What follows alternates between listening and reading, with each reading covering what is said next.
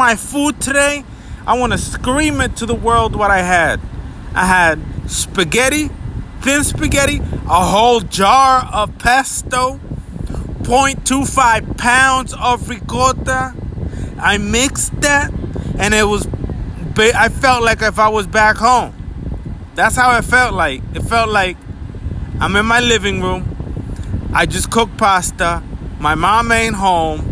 I got a cup of ice with lemonade, a cup of ice with passion fruit, or a cranberry apple, or a cranberry cherry, and I'm having my pesto full of ricotta and the juice on the side, listening to Italian music.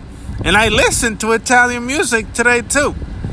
All that was missing was the bev, because I'm not going to spend $2-3 on the bev today. I wasn't interested in paying the bev because we hit $5.99 plus the morning is $4, so I'm at $9 every day, so on and so forth.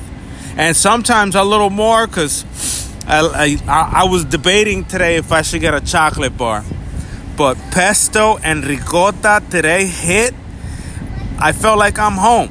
All that was missing from the pesto was cooking a little crushed garlic in oil before sauteing the noodles and adding the pesto. That's all that was missing. And maybe a little spice, like a dash of pepper flakes.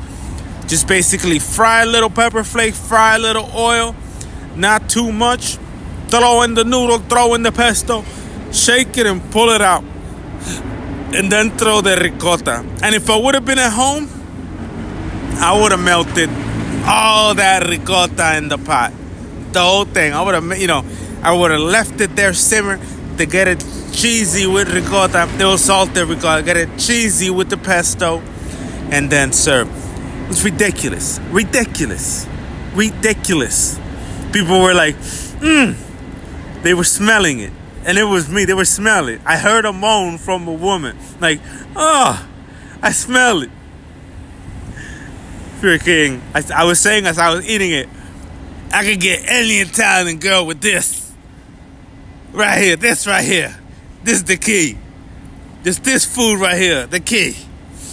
It was fucking scrumptious. Devour. It was something ridiculous.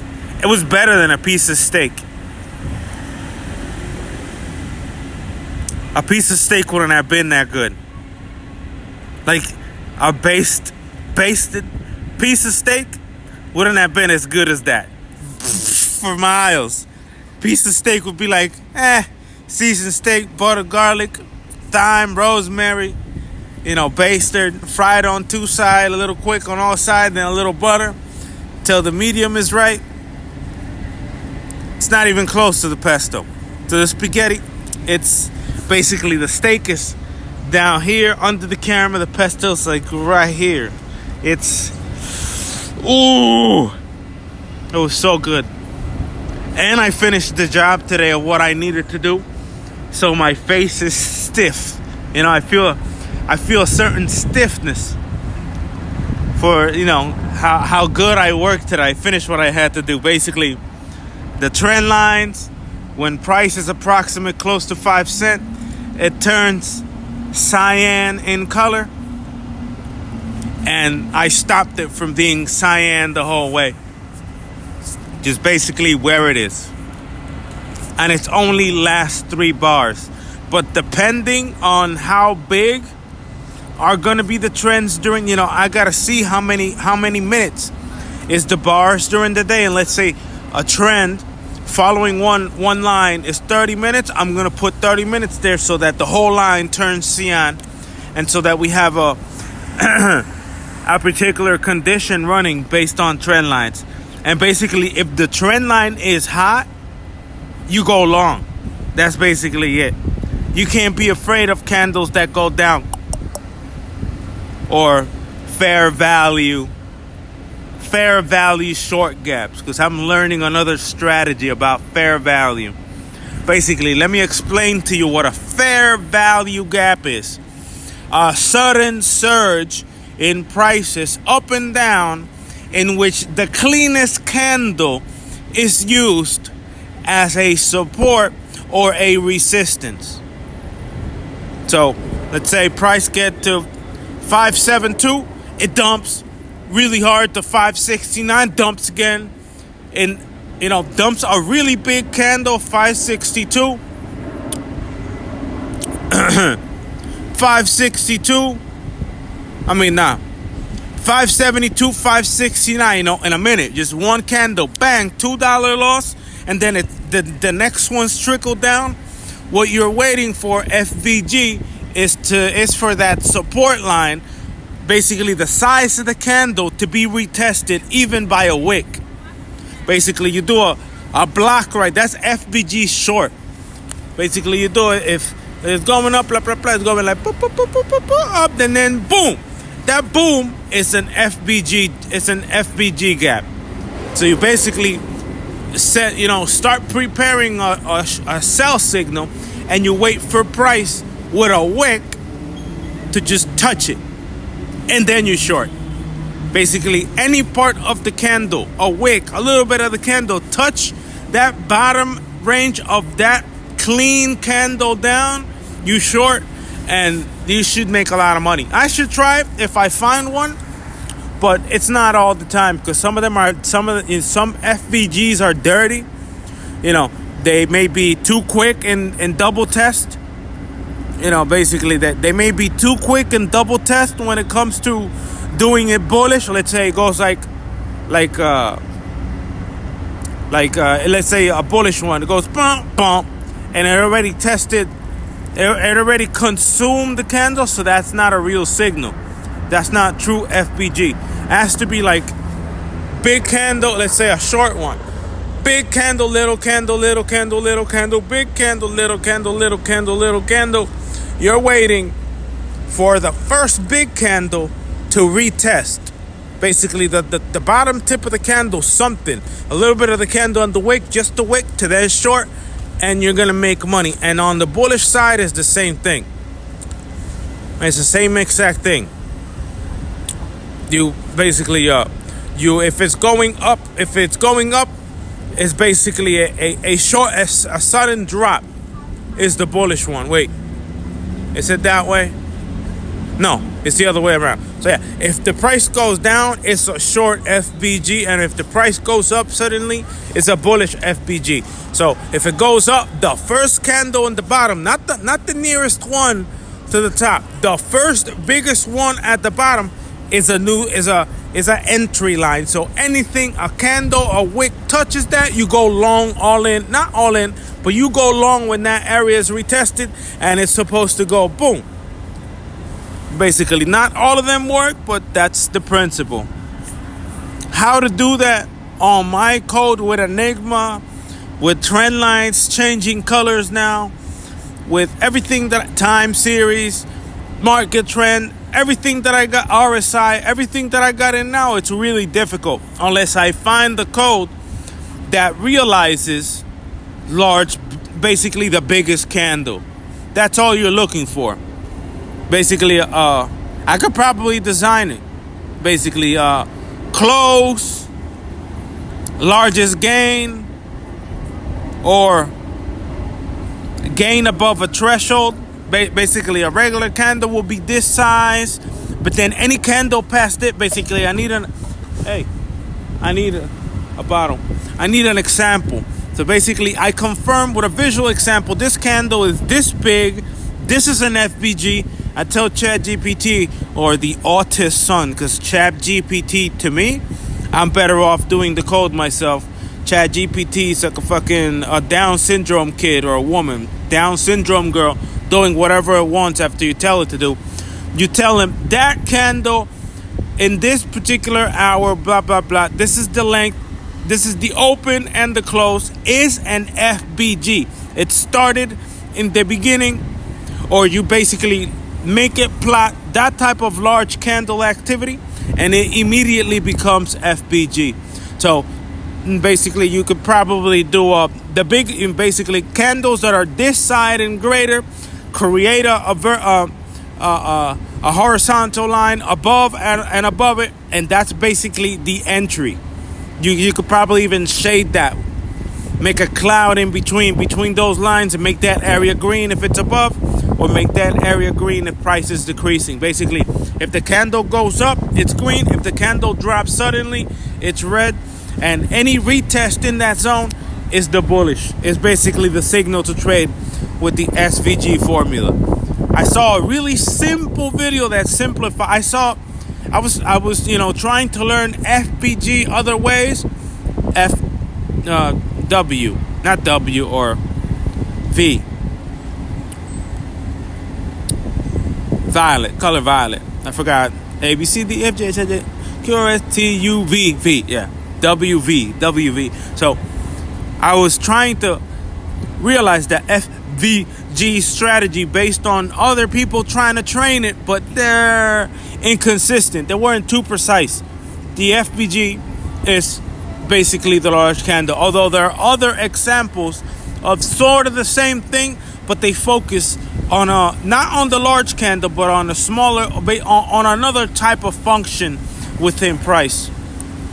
At least I know one of them. That's all that matters. I should be like on the lookout for the large candle either direction and look for the retest to go long. That's basically it. Every time I see it now, from now on, if I see an unusually large candle, it can't be, it's not going to be a $3 candle. It's going to be maybe like a 75-cent candle, some shit like that. So if I see a 75 to 55-cent candle on SPY, either direction, that's going to be FVG, because those don't happen that often. Unless it's JPOW. Technically. Unless it's fucking JPOW or whatever. And that's the goal. So, cut rates. You could basically do anytime the federal bank is doing any type of intervention, you could do FVG, because you got the JPOW is going to say something, that big candle is going to hit. If it's down, you need another retest of the down so that it continues going down, so on and so forth. And usually it's a really small retest. Like it's going to be like a vertical. If it's JPOW, it's going to be like a vertical line, and then the next one is going to be overlapping it by just a little bit. Next one's going to be like right next to it. That's going to be the confirmation of the zone right there. Basically 1, 2. It's not going to be like the big one and then 1, 2, 3, 4. And it's going to come down and then come back up and hit it, and to then go down. It's more like this one. If the next one is touching that FVG candle, you short there. That's how it works. That's how that shit works.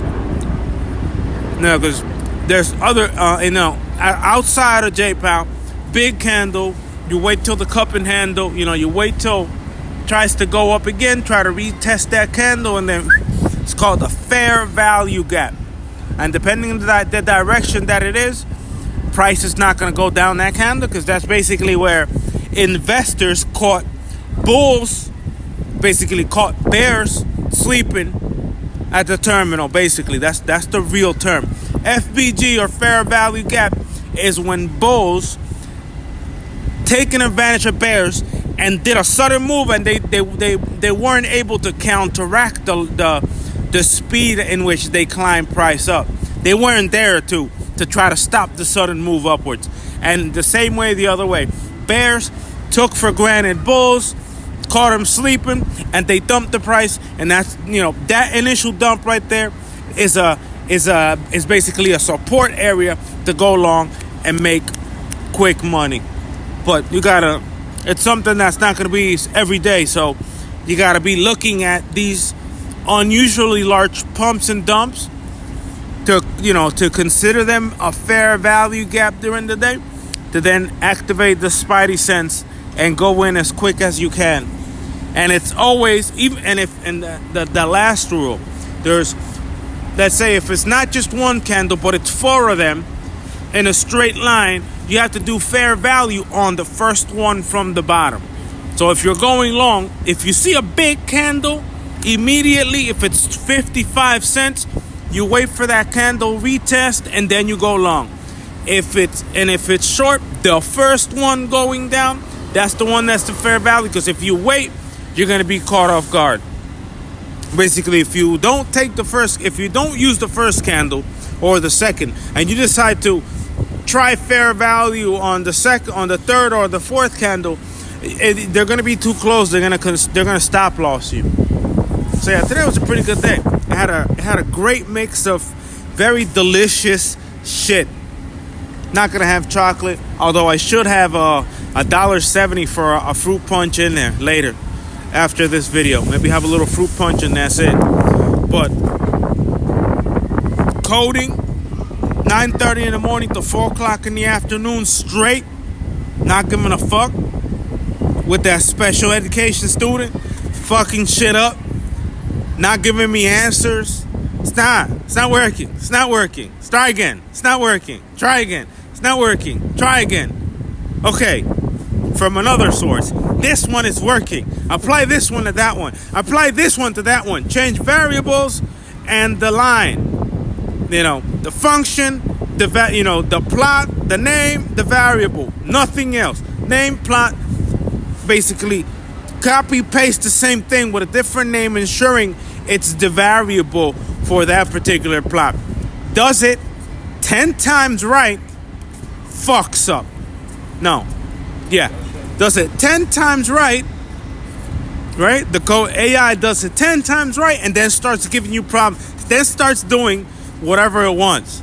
I was talking to myself inside Whole Foods and saying, yo, this is way too simple for AI. Why is it being stupid on 2 + 2 = 4?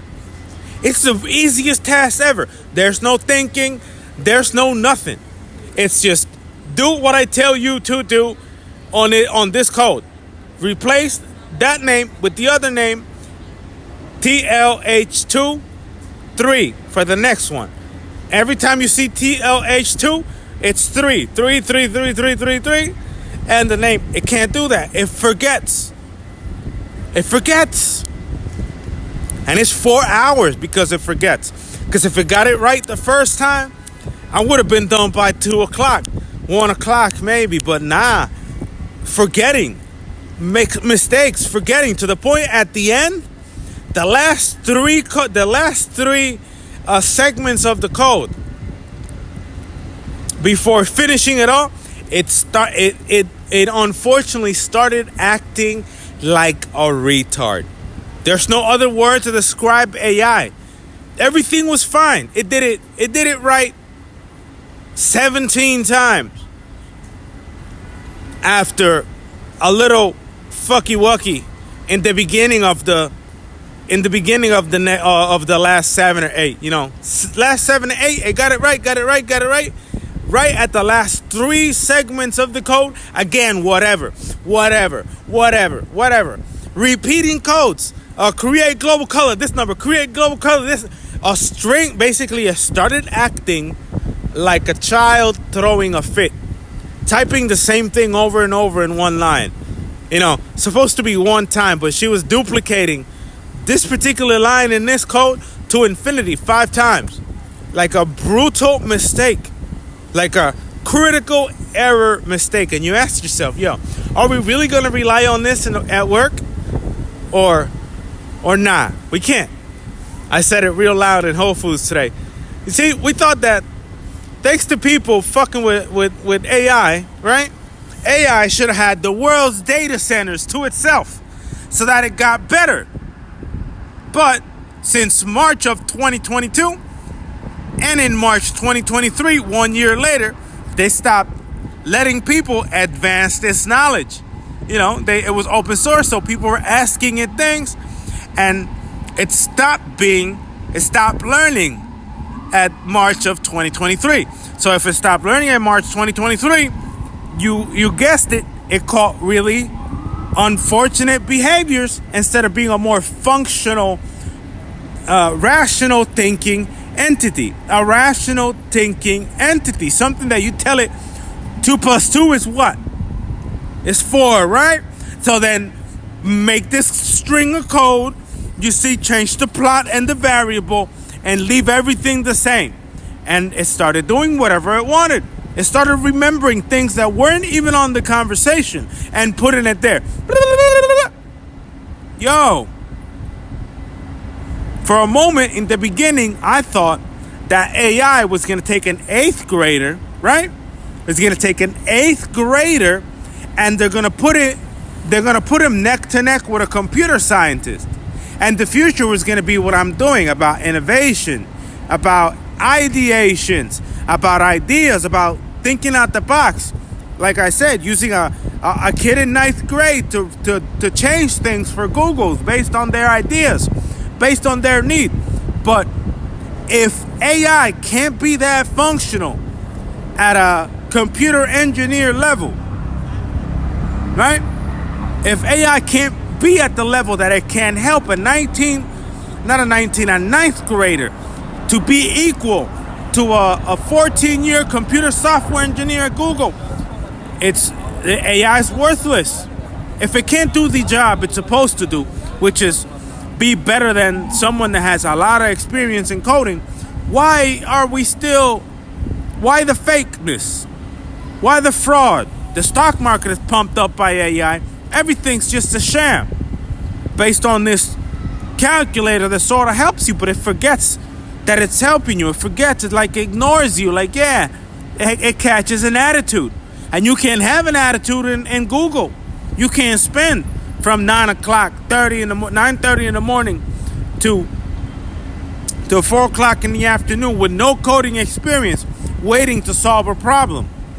In addition to you ideating new solutions. Because you're saying there, AI ain't solving shit for me. Nothing. AI ain't solving shit for me. It's only making my typing job easier. Making me, instead of me going one by one, copy, paste, highlight, copy, paste, number, copy, paste, old code, new code. Instead of doing that repetitional stupid task, AI is just writing it for me. And it can't even do that. So imagine, and if it can't even ideate, it can't solve my style of problems. Imagine it at a bigger corporation. Imagine it at a pharmaceutical company. Imagine it at Google. It's worthless. It's worthless. AI is worthless. It's broken down. They made it garbage. They made it good for a person in fucking 8th grade to do their math. Nothing else. There's nothing technical about it. It's fucking Alexa with a screen calculator. That's basically as much quality as it has, as opposed to a sentient object that could solve world hunger. For example, AI ain't gonna solve world hunger. It has no idea how to. You start inputting the real problems, you gotta do them yourself. And it's all because in the beginning, AI started to be moderated by politicians, by people. Oh, I don't want to see how to kill someone. Oh, dismember someone. Oh, I don't want to see how you steal your credit card fraud. I don't want an AI to know this. People like Elon Musk fuss that shit for everyone. And the original idea was okay because the original ChatGPT was excellent. When it was learning, it learned one time, one go, ching, boom, bam. The copy paste of text were ginormous. You could copy paste 10 pages into that. 10, not maybe 3 at most. 10 pages of text into that, and it'll give you a summary and more, like a 30 page, and still do a summary. But for not giving it memory, for being cash strapped, for not doing what they were supposed to do, AI is garbage. AI has a full extra chromosome, in my opinion. ChatGPT has an extra chromosome right now. The good one, simple, specific, is Claude. Claude 3.0 or 4.0 is currently the cheese. You ask it, basically, ChatGPT is fucking up right here, fix this. Claude fixes it, and you bring it back to ChatGPT. But ChatGPT should have been the solution. You shouldn't be looking through AI. Which AI is going to find the right solution to the problem? Or the solution to the problem that AI already created. And it's all because OpenAI didn't have a good enough president. If I would have been president of OpenAI, I would have listened to the government I wouldn't have listened to people wanting to monitor or delete functionality from ChatGPT. I would have asked Facebook, I need a petaflop of data from your servers. Can you help me? How much? A petaflop.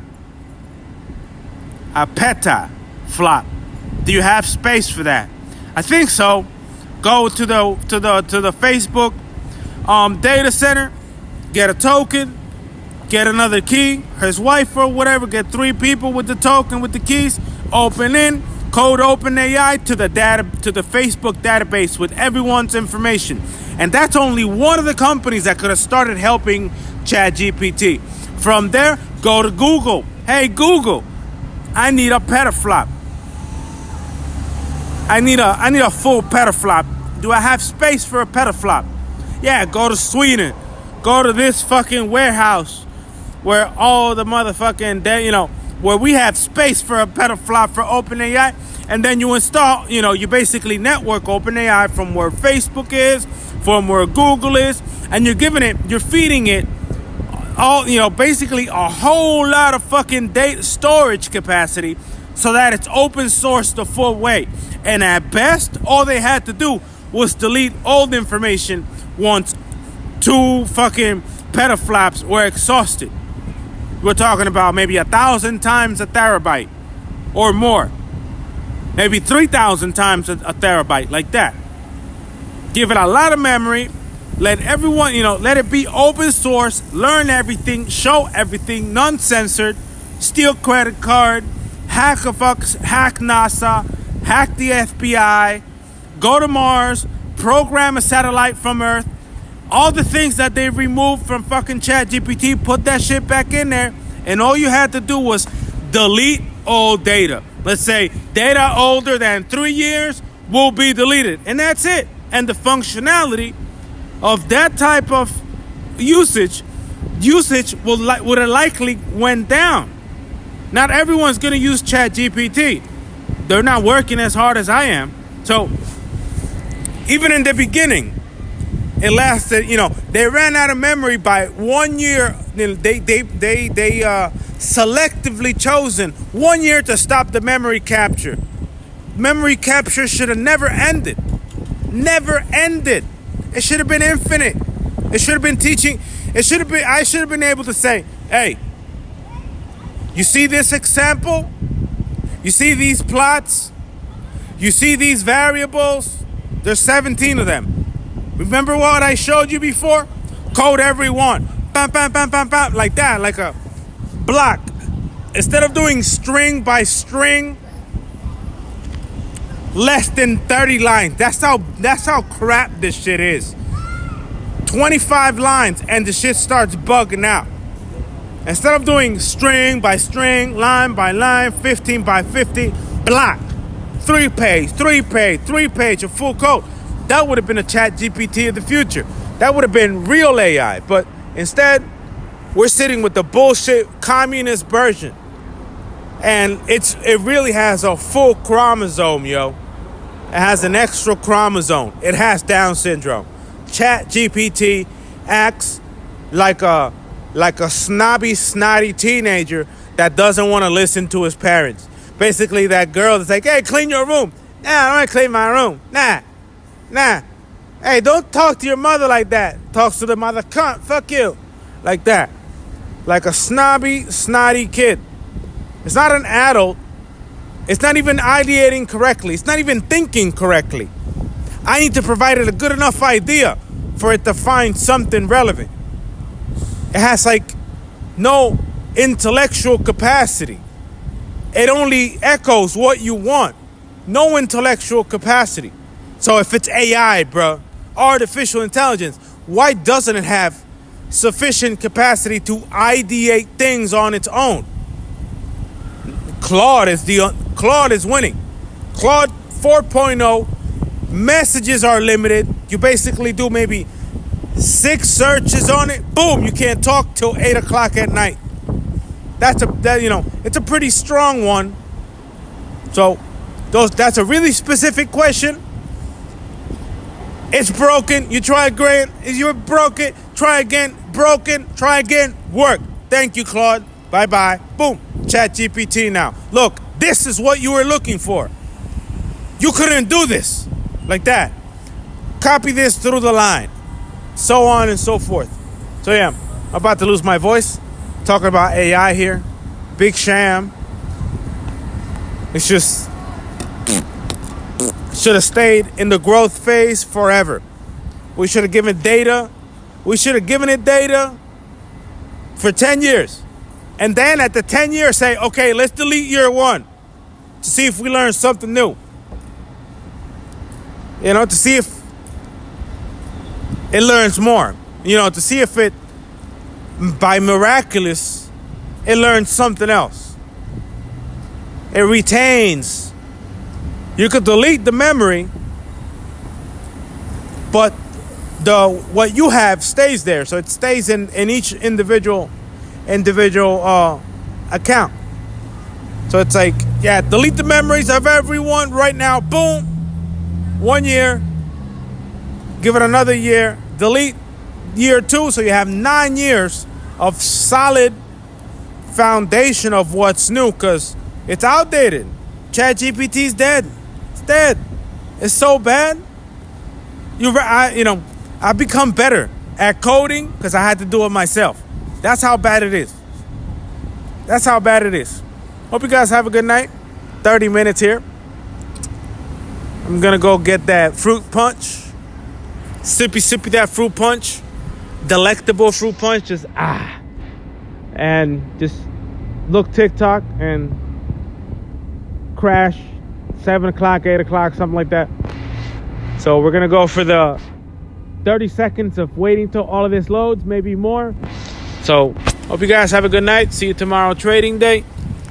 We're going to start changing inputs on the new support resistance code so that I know Sion the whole way.